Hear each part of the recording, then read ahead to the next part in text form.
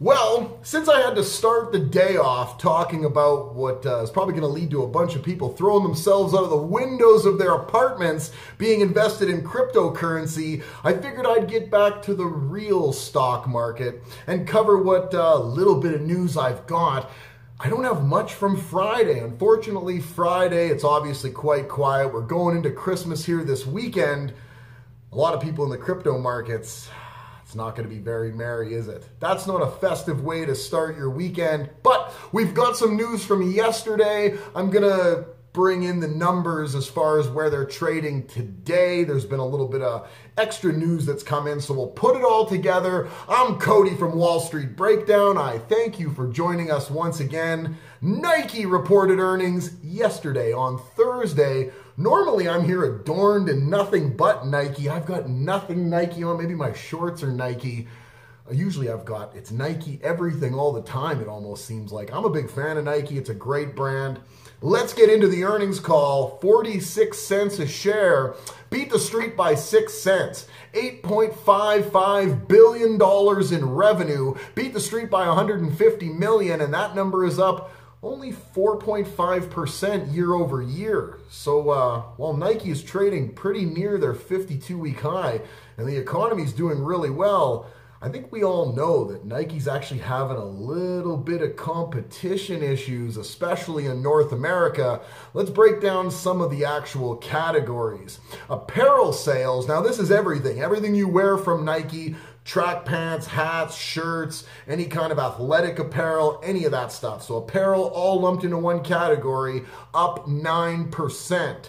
Footwear sales, up 4%. Not bad, but we all know that I think Nike's being encroached on in footwear sales by Adidas and in athletic apparel by Lululemon. So, and Nike's not, they're just not really being able to gain any kind of market share. In fact, they're losing market share to Adidas in the footwear department, and athletic apparel for them is really flat at the moment, whereas with Lululemon, it is growing at a considerable rate. In fact, Lululemon's earnings call from a couple of weeks ago even blew away analyst estimates as far as what their athletic apparel was selling at. So Nike has some catching up to do, but overall apparel up 9%, footwear up 4%. North American revenue, and this is where it really isn't doing so well and shows just how much headway that Adidas is actually making in regards to Nike, down 5% North American revenue. But abroad, Nike seems to be finding new marketplaces to grow into, China specifically, with their revenue up 16% in mainland China. So when it's not working where you're at, you've got to move somewhere else and find new markets to get into. Nike definitely knows what they're doing. I'm not counting them out by any stretch of the imagination. They are the best of breed in athletic apparel and footwear. There's no doubt about that, right? We're not having any kind of disagreement about it. When you're at the top, unfortunately, there's nowhere to go but down unless you're willing to spread out your business a little more. So while North America is having a little bit of pushback from Adidas, Lululemon, like we said, and sales just overall being down, moving into China, they're really having some growth potential there. Unfortunately at Nike, gross margins contracted about 120 basis points to 43%. They're blaming some exchange rate issues and the higher per unit product price. So, that's going to end up affecting things overall. I think the really bad thing is going into 2018, they also see about a 50 to 100 basis point contraction on that gross margin. So things are going to cost Nike even more to be making next year than they're costing them now. And it's costing them more now already than it was costing them last year. So we want to see Nike end up hopefully prospering off of these corporate tax cuts, but we know Nike's a fairly international brand. They do a lot of their business in the United States. They're headquartered in the United States.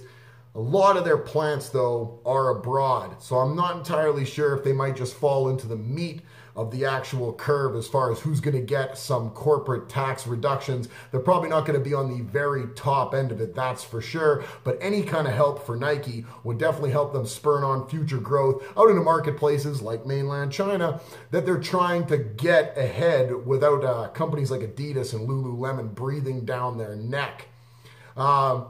Nike's price per earnings, unfortunately, 27.56 the trailing price per earnings right now. Like I said, they're trading right around that 52-week high. As of right now today, this is intraday trading we're talking about. It's about 1:15 Eastern time. 62.96 is what they're trading at. They're down about 2.79%. As of right now, is Nike going to be pushing through that 52-week high off this earnings call? Probably not. The earnings call really didn't resonate with a lot of investors. The market's not too keen at the moment. You got to imagine a lot of institutional investors have gone away. They're gone. It's retail investors in, and retail investors start seeing things like gross margin contraction and the fact that sales in North America are down, even though you know North America is growing and you know other apparel brands and shoe brands are growing in North America. I wouldn't imagine a lot of retail investors are super keen on jumping into a company that showed an earnings call that was kind of average, and knowing they're still trading at the top or near the top of their 52-week high with a price to earnings around 27.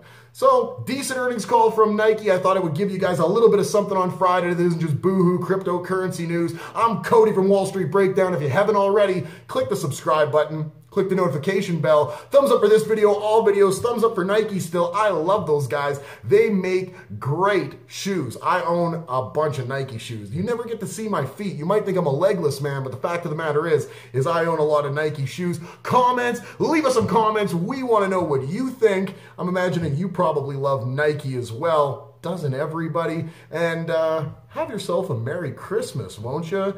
Hang out with your family, your friends, have a little something tasty to eat, and have yourself an outstanding rest of your Friday.